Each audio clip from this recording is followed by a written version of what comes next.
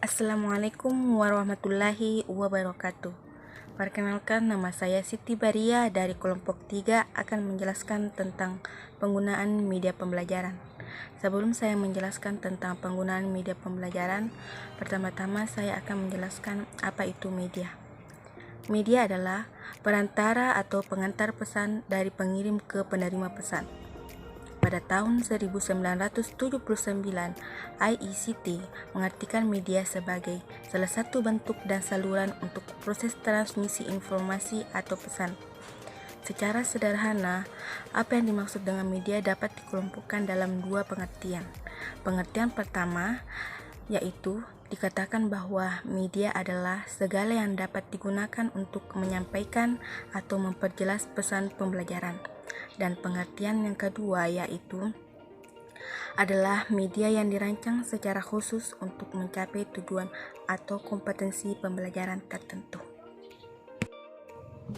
Selanjutnya yaitu strategi penggunaan media pembelajaran. Strategi penggunaan media pembelajaran dibagi atas dua, yaitu strategi penggunaan media berdasarkan tempat dan strategi penggunaan media berdasarkan varian. Strategi penggunaan media berdasarkan tempat dibagi atas dua pola, yaitu penggunaan media di kelas dan penggunaan media di luar kelas. Penggunaan media di kelas, pada teknik ini media dimanfaatkan untuk menunjang tercapainya tujuan tertentu dan penggunaannya dipadukan dengan proses belajar mengajar dalam situasi kelas. Yang kedua yaitu penggunaan media di luar kelas dibagi menjadi dua kelompok. Yang pertama, penggunaan media tidak terprogram. Penggunaan media ini bersifat bebas, yaitu bahwa media itu digunakan tanpa dikontrol atau diawasi dan tidak terprogram sesuai tuntutan kurikulum yang diberikan oleh guru atau sekolah. Yang kedua yaitu penggunaan media secara terprogram.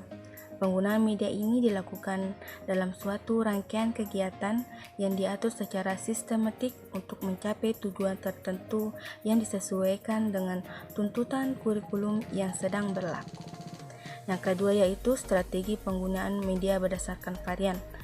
Penggunaan media berdasarkan varian ini dibagi atas tiga, yaitu yang pertama, media dapat digunakan secara perorangan atau individu learning. Yang kedua yaitu media dapat digunakan secara berkelompok. Dan yang terakhir yaitu media yang digunakan secara massal. Selanjutnya yaitu langkah-langkah penggunaan media. Langkah-langkah penggunaan media yaitu yang pertama, persiapan sebelum menggunakan media. Adapun cara yang dilakukan, yang pertama, membuat rencana pelaksanaan pembelajaran. Yang kedua yaitu mempelajari petunjuk penggunaan media, terutama bila dibutuhkan perangkat keras, seperti berbagai jenis proyektor atau media elektronik. Yang ketiga yaitu semua peralatan yang akan digunakan perlu disiapkan sebelumnya, sehingga dalam pelaksanaan pembelajaran tidak akan terganggu oleh hal-hal yang bersifat teknis.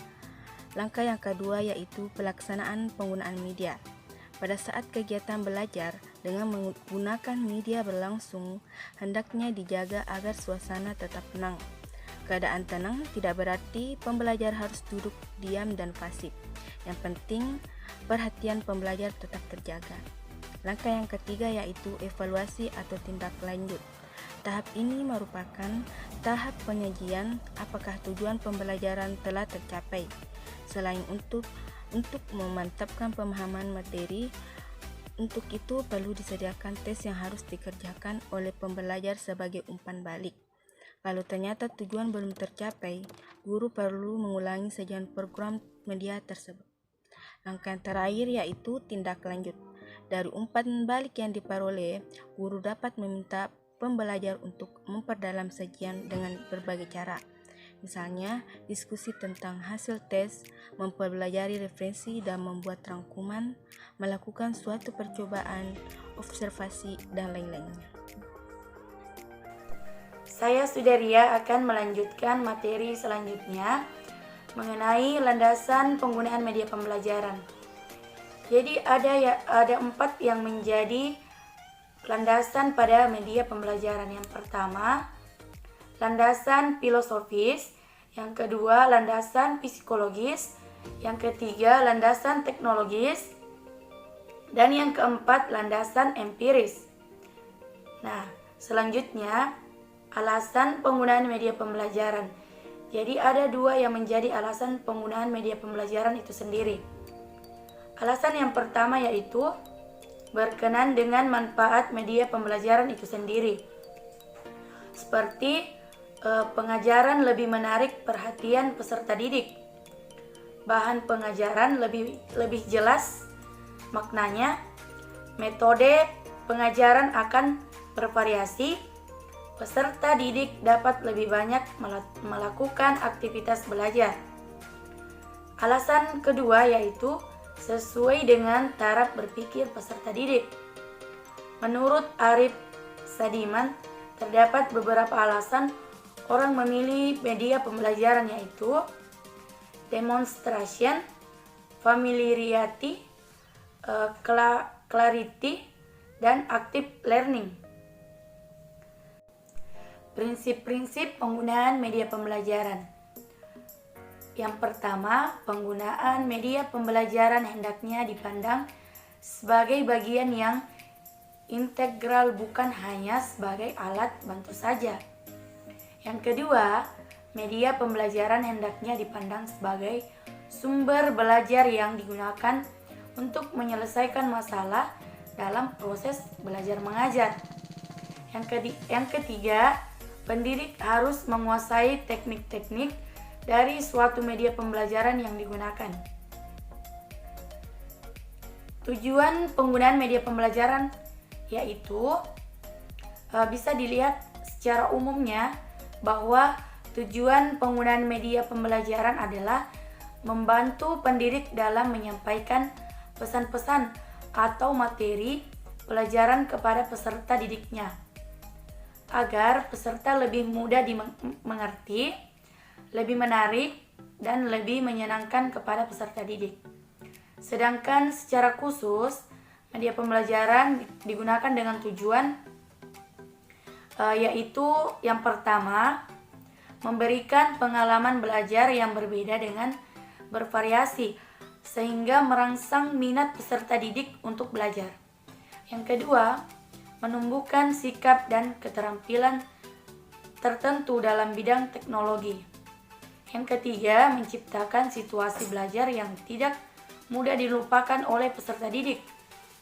Yang keempat, untuk mewujudkan situasi belajar yang efektif.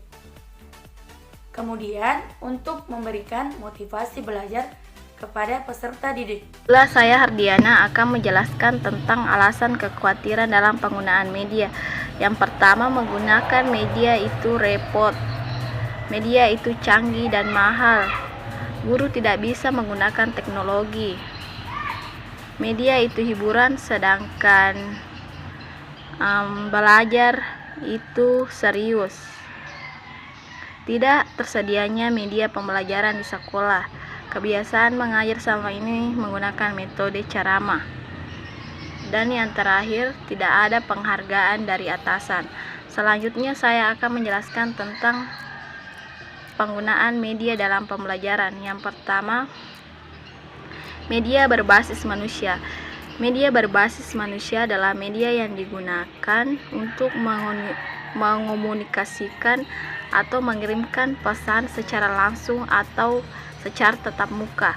Selanjutnya yaitu media berbasis cetakan adalah media yang digunakan dalam bentuk cetak seperti yang sering umum dilihat, yaitu buku teks, buku panuntun, jurnal, dan majalah.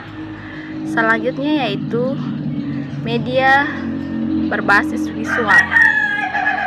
Media berbasis visual adalah media yang digunakan untuk mengetahui pemahaman siswa terkait materi serta daya hafalannya. Selanjutnya, media berbasis audiovisual adalah media yang digunakan dalam menggabungkan antara audio, suara, dan visual. Media berbasis komputer adalah media yang dapat memudahkan pekerjaan manusia, terutama dalam dunia pendidikan. Di kesimpulan dari presentasi kali ini yaitu media merupakan bagian dari sumber pelajaran. Secara umum manfaatnya yaitu memperlancar interaksi antara guru dengan siswa, artinya membantu siswa dalam belajar secara optimal. Sedangkan secara khusus manfaatnya yaitu penyampaian materinya dapat diseragamkan, serta proses belajarnya lebih menarik dan interaktif, serta